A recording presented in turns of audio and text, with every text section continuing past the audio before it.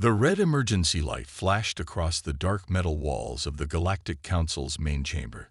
The huge room, usually filled with the quiet whispers of 200 alien species, fell silent.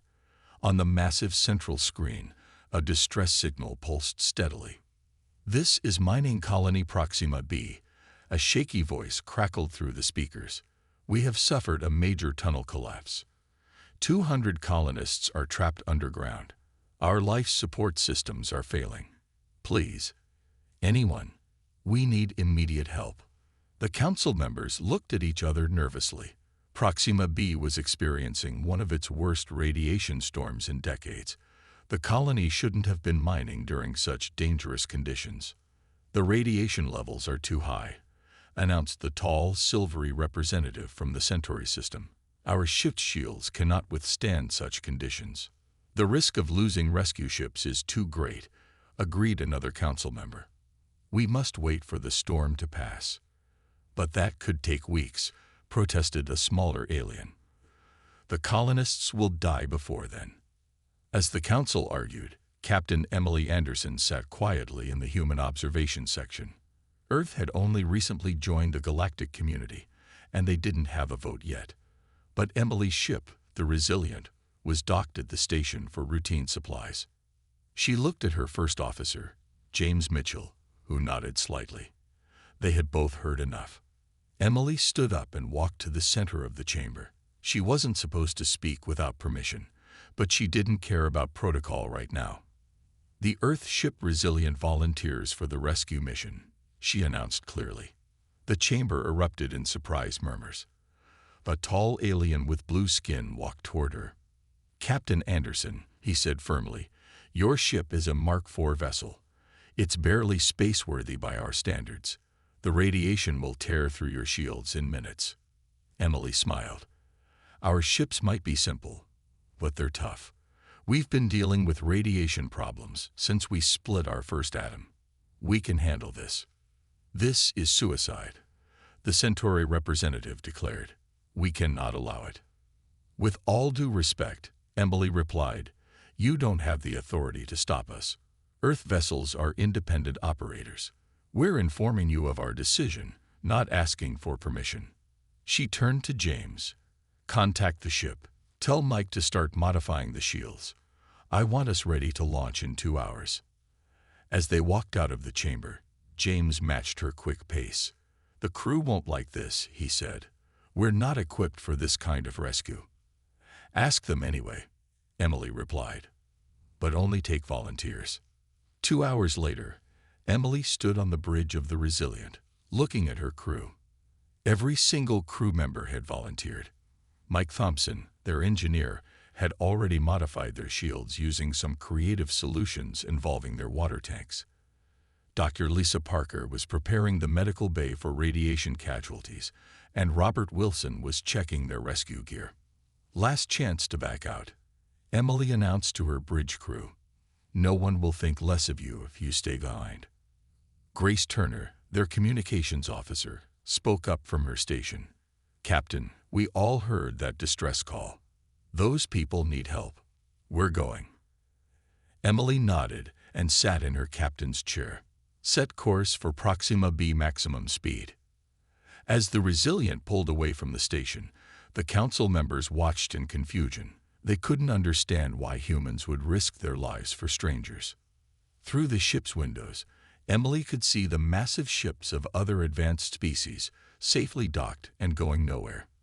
Their crews were probably watching too, thinking about how primitive and foolish humans were. The Resilient's engines roared to life, pushing the ship toward the distant purple glow of Proxima Centauri.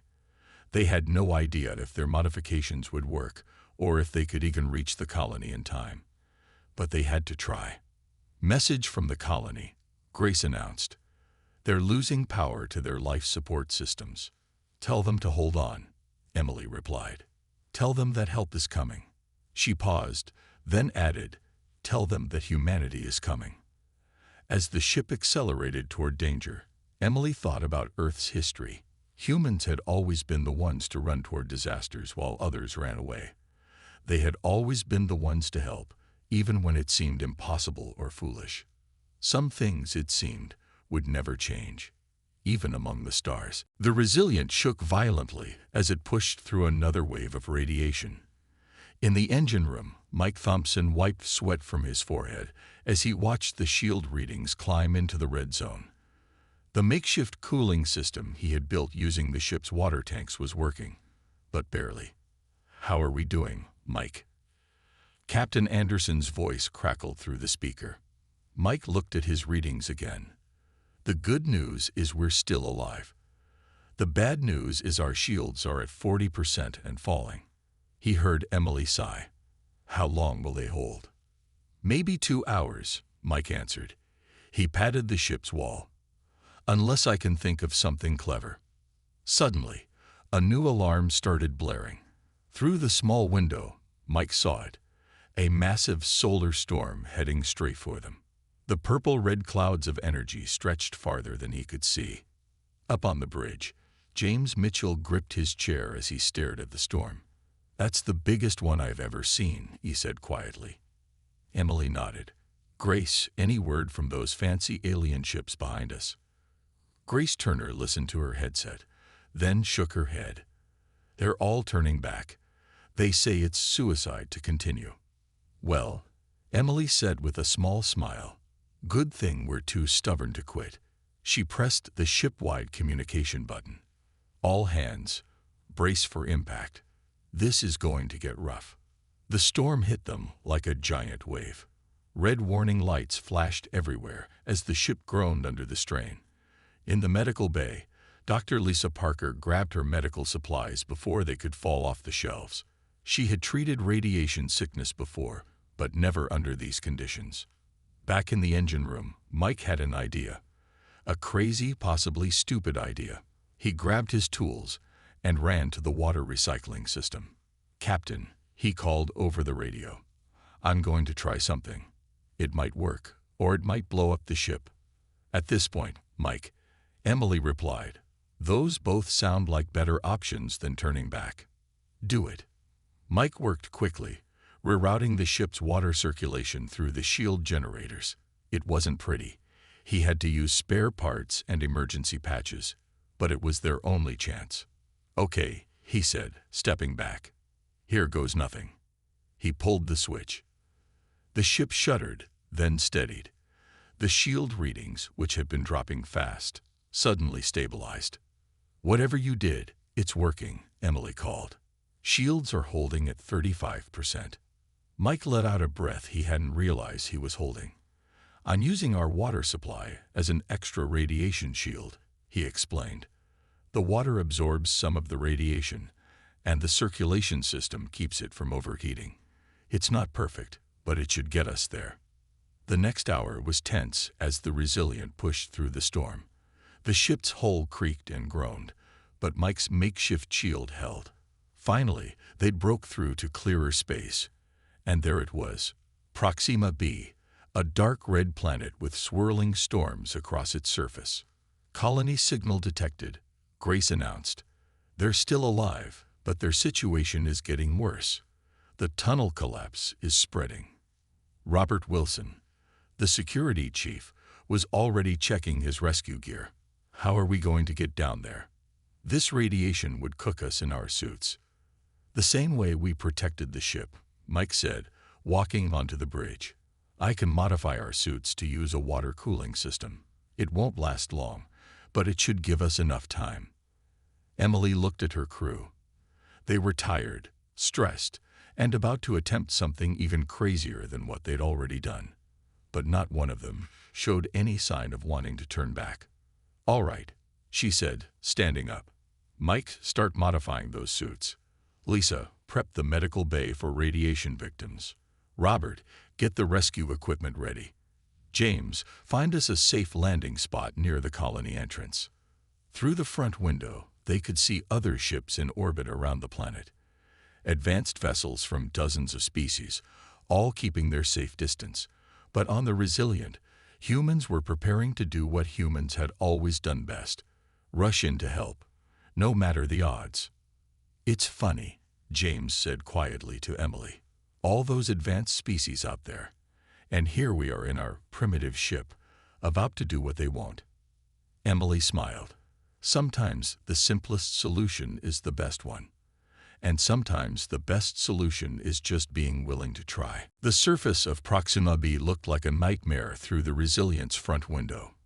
Red dust storms whipped across the ground, and the sky glowed with radiation. The mining colony's buildings were barely visible through the chaos. "That's our landing zone?"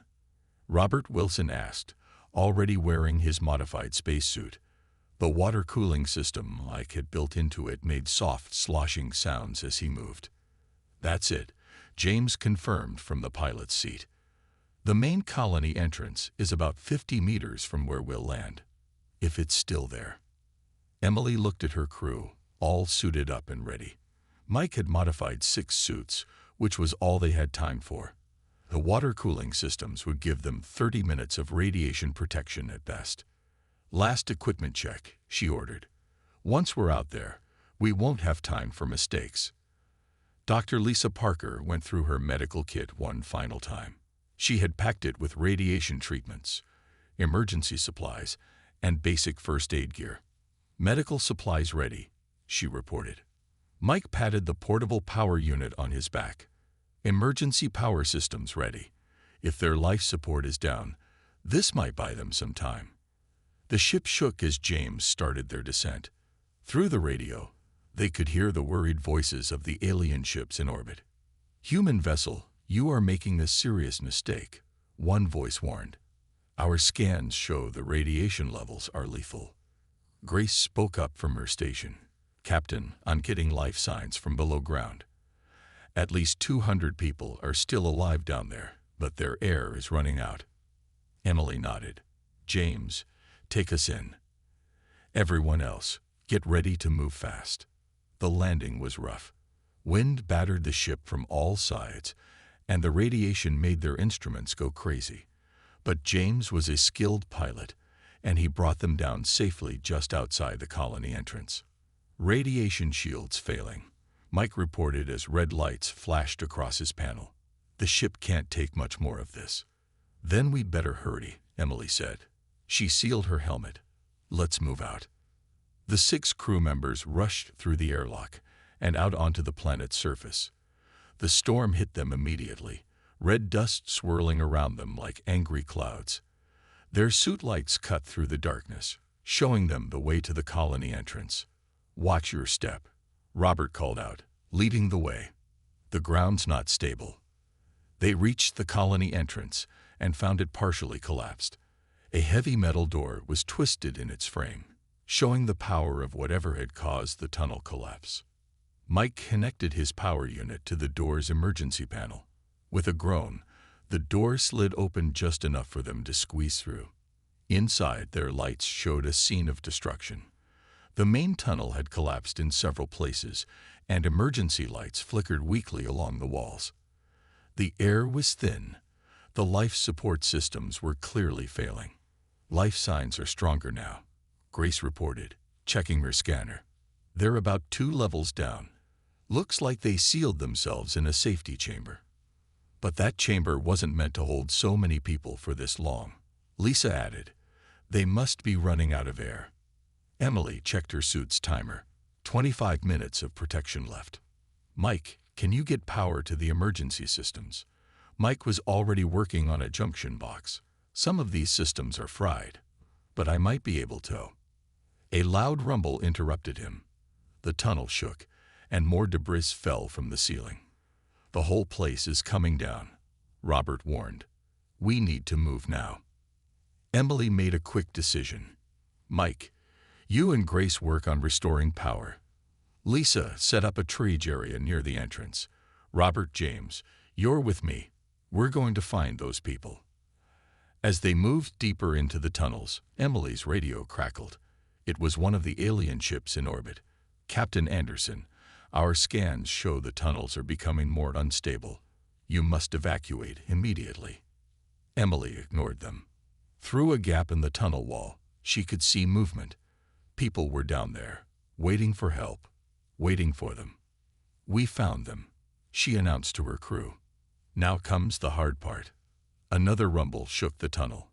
Time was running out, both for the colonists and for the Resilience crew. But giving up wasn't in their nature. They had come too far to stop now. After all, this was what humans did best. They helped, no matter the cost. Emily, Robert, and James stood before the sealed safety chamber door. Behind it, they could hear the muffled sounds of 200 scared colonists. The door's control panel was dead, and their suit timer showed only 20 minutes of protection left. "The emergency release is jammed," James said, pulling at the manual lever, "and we don't have the right tools to force it open."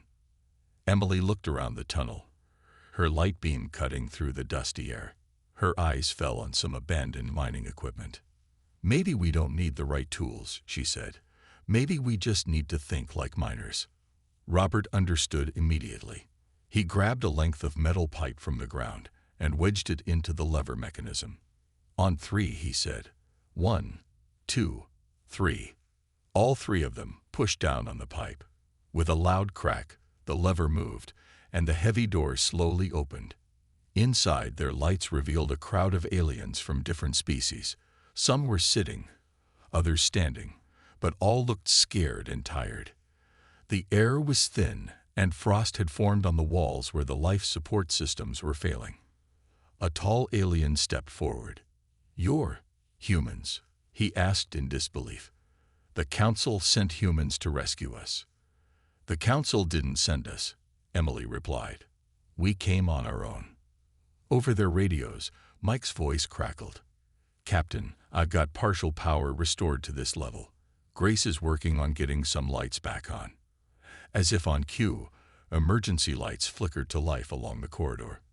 Dr. Parker's voice came next. "Triage area is ready. Send them up in groups of 10. Emily turned to the colonists. "We need to move fast.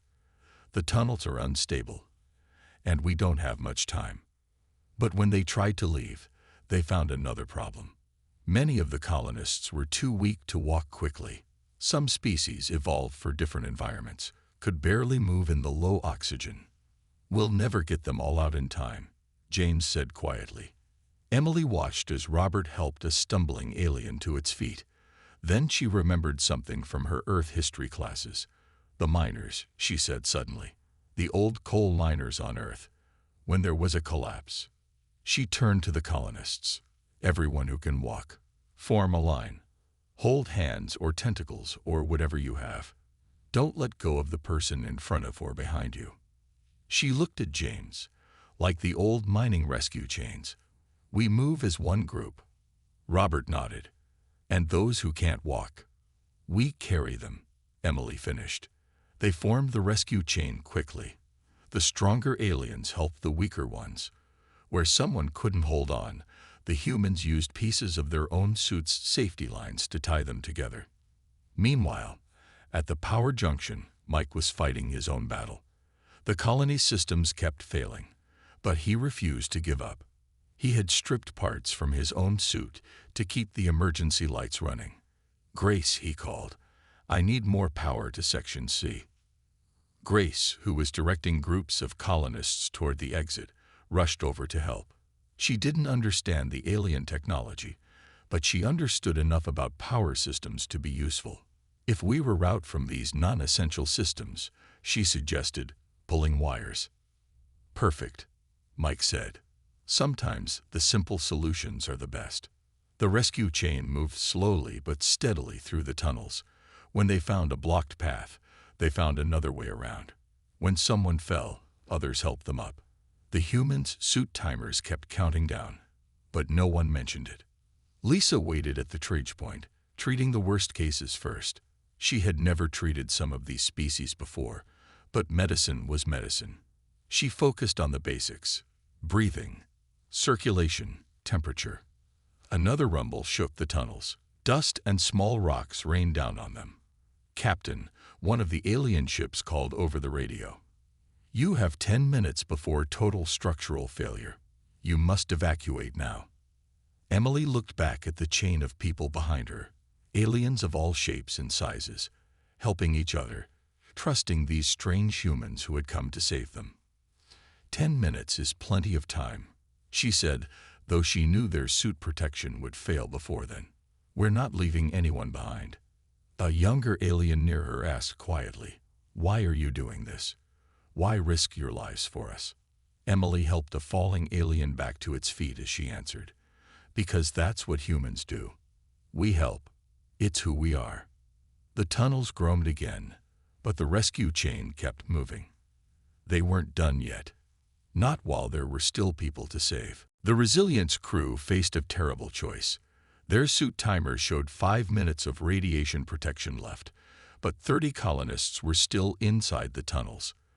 The ground shook constantly now, and cracks were spreading across the ceiling. "Captain," Mike's voice was urgent over the radio. "The main support beams are failing. We have maybe 3 minutes before the whole place comes down." Emily looked at her crew. Their faces were tired and streaked with sweat inside their helmets. They had already made 12 trips into the tunnels. By all logic, they should retreat now. "I won't order anyone to go back in," she said. Robert stepped forward immediately. "You don't have to order us, Captain. We're going." A loud crack echoed through the tunnel. Part of the ceiling collapsed just behind them, blocking the path they had been using. "We need a new way around," James said, checking his scanner. "There's another tunnel, but it's less stable." Lisa's voice came over the radio from the Treege area. "More injured arriving at the ship. Many won't survive another radiation exposure. We have to keep the chain moving." Robert studied the cracking walls, then made a decision. He removed his portable support beam, their last one, from his back. "I can brace that weak section. Buy us a few more minutes." "That's suicide," Emily said. "Your suit will fail before we get back." Robert smiled. "Then I better work fast." Before anyone could stop him, he rushed to the dangerous area. Grace's voice crackled through their radios. "Captain, the alien ships are saying the radiation storm is getting worse. They're threatening to leave orbit." Emily watched as Robert set up the support beam. His movements were quick and sure, even though they all knew what it might cost him. Just then, they found something unexpected. Through a crack in the wall, they saw a thick vein of glowing crystal, the valuable mineral the colonists had been mining. "That's why they were digging here," James said. "That single vein is worth more than our ship, and worth more than their lives." Emily asked quietly, "Let's move." The last group of colonists was the hardest to help. Many were injured, and some were from species that were especially sensitive to the low oxygen. The humans had to carry several of them. Robert stayed at his post, holding the support beam steady as sections of the ceiling kept falling. His suit timer hit 0, but he didn't move. "Robert, fall back," Emily ordered. "Just a few more minutes," he gasped. They could hear the pain in his voice as the radiation began to affect him. James and Emily rushed back and forth, bringing out the remaining colonists. Their own suit timers hit 0, but they kept going. Each step felt like walking through fire. Mike's voice came through weakly. "Final structural failure in 1 minute. Get out now." They had just reached the last group when the biggest rumble yet shook the tunnel. The ceiling began to cave in. "Run," Emily shouted. The rescue chain moved faster than ever, everyone helping each other. Robert saw the collapse coming. With the last of his strength, he braced himself against the support beam. "Go," he yelled. "I'll hold it." Emily and James grabbed him, one on each side. "Humans don't leave people behind," Emily said. "Not even heroes." Together, the last group ran through the falling tunnel. Rocks and metal crashed down behind them. They could feel the heat of radiation through their failed suits. Every step was agony, but they kept moving. They burst out of the tunnel just as it collapsed completely. Lisa and her medical team rushed to help them. Robert was unconscious, and everyone's radiation readings were off the charts. Through blurry eyes, Emily looked back at the ruined tunnel entrance, then at the rescued colonists being loaded onto the ship. The alien ships in orbit were already leaving, fleeing the growing radiation storm. Why? One of the colonists asked her again. Why did you risk everything? There was nothing to gain. Emily thought about Robert, still fighting for life in the medical bay. About her crew, all radiation sick, but still working to help the injured colonists. Because, she said, her voice weak but proud, the only thing humans can't do is leave others behind. The storm raged overhead, but inside the Resilient, hundreds of aliens watched in amazement as their human rescuers, despite their own injuries, kept working to help others. They were finally beginning to understand what made humans different. The Resilient's medical bay was never meant to hold 200 people. Dr. Lisa Parker moved between the rows of injured colonists, her hands shaking from radiation exposure, but her mind still sharp. She had turned every available space into a treatment area, even the ship's corridors. How's Robert? Emily asked weakly from her bed.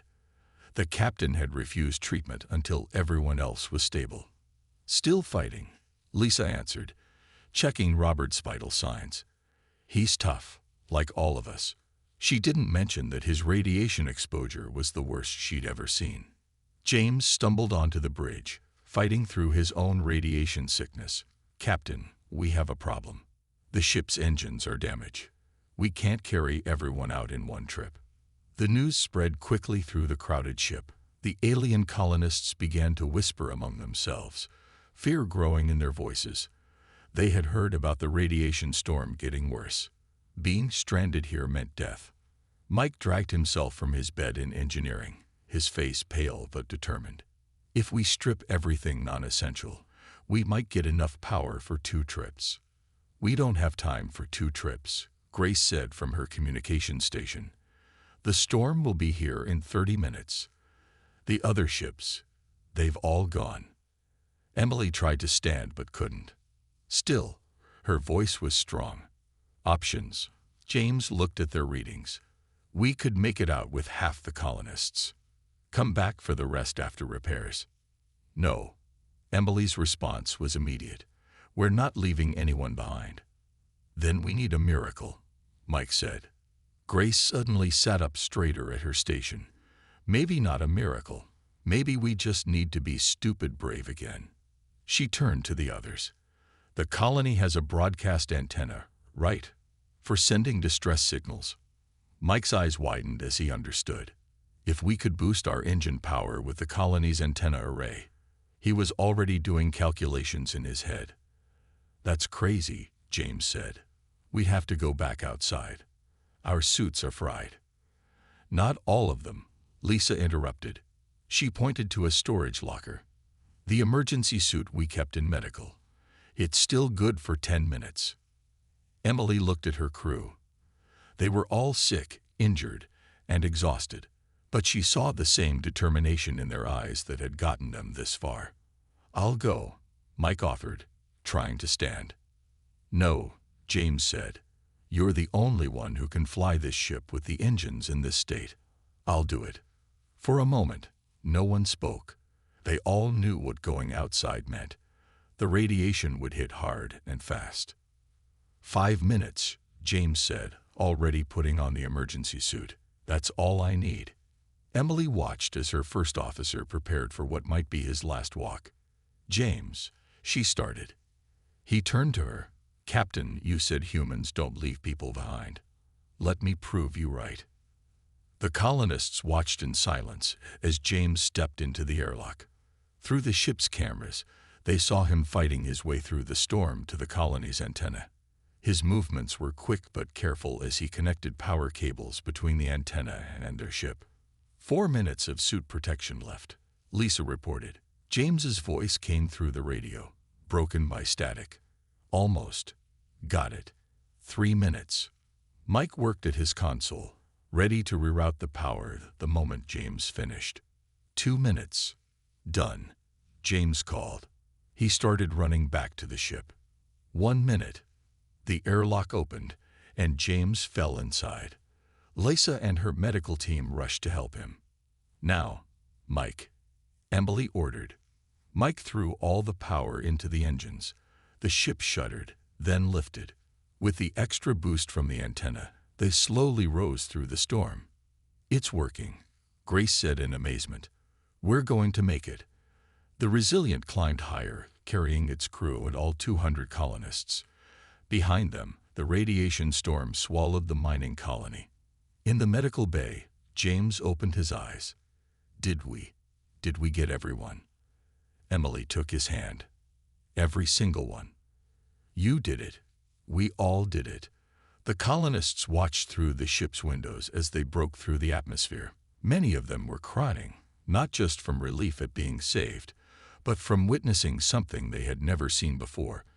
People willing to die to save strangers. "The other ships are coming back," Grace reported. "They're offering to help now." Emily smiled weakly. "Tell them thanks, but no thanks. Humans finish what they start." The Resilient limped through space, its engine straining, its crew injured but alive. They had done the impossible, not because they were the strongest or the most advanced, but because they refused to give up on others.